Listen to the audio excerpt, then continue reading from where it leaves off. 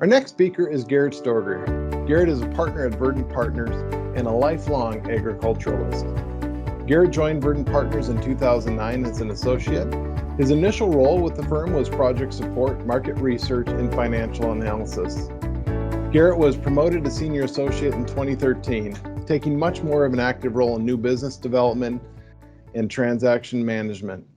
After proving his capabilities to successfully source and complete M&A transactions, he became a partner in the firm in 2015.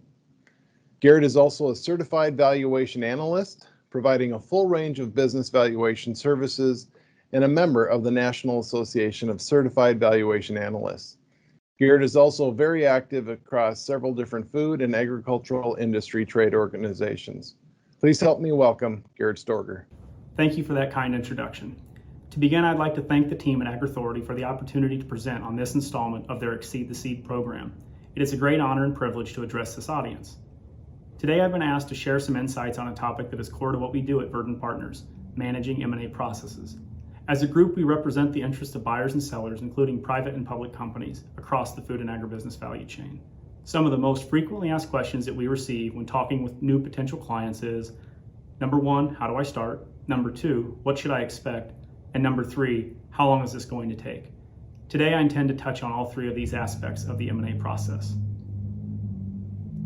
For starters, and generally speaking, there are more things that a seller must do in advance to prepare for a transaction than a buyer. And while it is most common for our clients to call us once they've already made the decision to sell, there are a handful of steps they should consider taking well in advance to ensure that the process goes well and that the valuation of their business is maximized. The following questions are self-assessments to determine how well prepared you might be to sell your business. First is future-proofing. Simply stated, if something were to happen to you today, what would happen to the business tomorrow? And doesn't any employee, a customer, or a supplier have the ability to thwart the sale process? You should establish a team so that the business is not singularly dependent on any one person or relationship. Up next is organization and timing. How well sorted is the business for someone to examine and consider an investment at this moment? Are your records well organized? Do you have all the material contracts signed? And are you sure that the timing is right for your employees to pursue such an endeavor? Remember, you don't get a second chance to make a first impression. Next up is financial health and records. Has the business recently experienced an unusually bad year or set of circumstances that impedes its financial condition? Are the financial statements prepared and organized in an acceptable fashion? Also, be sure to prepare attainable and defensible financial forecasts with realistic assumptions. Your assumptions will be challenged. Next up is IP matters. Is your business's value principally built upon proprietary intellectual property? If so, is it adequately protected and free and clear of infringements or challenges? Next is core deal team. Have you aligned yourself well with competent professional advisors to guide you in this process? Your success or failure in a transaction is directly linked to the relative strength of your advisors. Be sure to hire an experienced M&A advisor, lawyer, and tax accountant to advise you. And lastly, what about your own commitment and expectations? Do you really want to sell, and are you being realistic about the valuation expectations of your business? Are you emotionally prepared to let go? And what is the benchmark for deciding whether you sell or do not sell? When it comes to the actual process, there are certain aspects of an M&A transaction that need to be considered and expectations that need to be set. These will have similarities and differences for both buyers and sellers, with some overlap, but not necessarily agreement. For sellers, there are three things that generally take the focal point. First, timeline. How long is it going to take? Second, valuation. How much is my business worth? Number three, tax consequences. How much is the government going to take? In addition to this, as the process moves forward, other items might become more front and center, including risk factors and mitigation. Who is on the hook for what, and how much exposure do I have? Working capital. How do we settle up at closing for a business cycle that's continuous? And last, transaction costs. How much is this going to cost me? Each of these elements can derail the process, but having a clear understanding of what to expect going into the process will limit the possibility for surprises. For buyers, their consideration is generally different, but with some similarities. First, for buyers, is deal sourcing.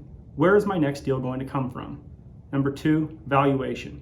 And this also flies in the face of return on investment for buyers. How much is the market paying for businesses, and how much of this can I recoup in terms of my investment? And number 3, risk assessment. How do I ensure I'm not inheriting a problem?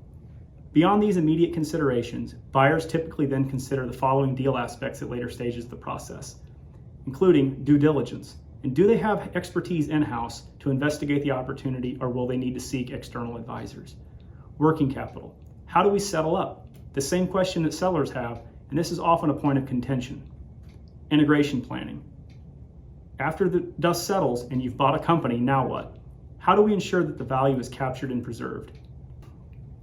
While there is no perfect roadmap for the M&A process, and sometimes you should simply expect the unexpected, I advise clients to keep the following 6 themes in mind throughout the process to keep on track. Number 1, start with the future story and remain focused on what brought the parties together in the first place. Number 2, prevent deal fatigue by keeping a steady pace and avoiding incessant negotiations on immaterial items. Number 3, develop and implement a post-acquisition integration strategy that is light touch and preserves the culture of the company. Number 4, be mindful of how the opposing party will receive your list of requests. Number 5, include key management and make sure the process is invisible to your customers and vendors. And number 6, communication is key. Ensure that there is no breakdown between the stakeholders and the employees of the company. When it comes to timeline for the M&A process, it's important to first understand that no 2 deals are alike, and therefore the pace of the assignment is hard to predict. That said, the following is a reasonable estimate of key milestones and accompanying duration of each. Under the preparatory phase, this includes defining the scope of the investment opportunity, gathering information on the subject business, and creation of all the various marketing materials. This will take generally 2 to 3 months. The marketing phase is where we're actually starting the selling process and buyers are contacted. The numbers of parties contacted will depend on the deal size, and the actual list of prospective acquirers is fully approved by the client. Depending on the timing of management presentations, this process generally takes 3 months. And lastly is the transaction phase. Assuming the market shows an expression of interest in the opportunity and non-binding offers are received, the seller will decide whether or not they go forward in the process. The pace of this process is most variable of any of the phases, but in general it takes 3 to 4 months, meaning that the total time of an M&A project is between 9 and 10 months in total. From our experience, the smaller the deal, the longer the timeline. And with that, hopefully you now have a clear understanding of the M&A process, including how to answer, how do I start, what should I expect, and how long is it going to take? It's been a true honor and privilege to present to you today, and I'd like to once again thank the entire team at AgriAuthority for making this opportunity possible. I look forward to the Q&A session at the end of the panel.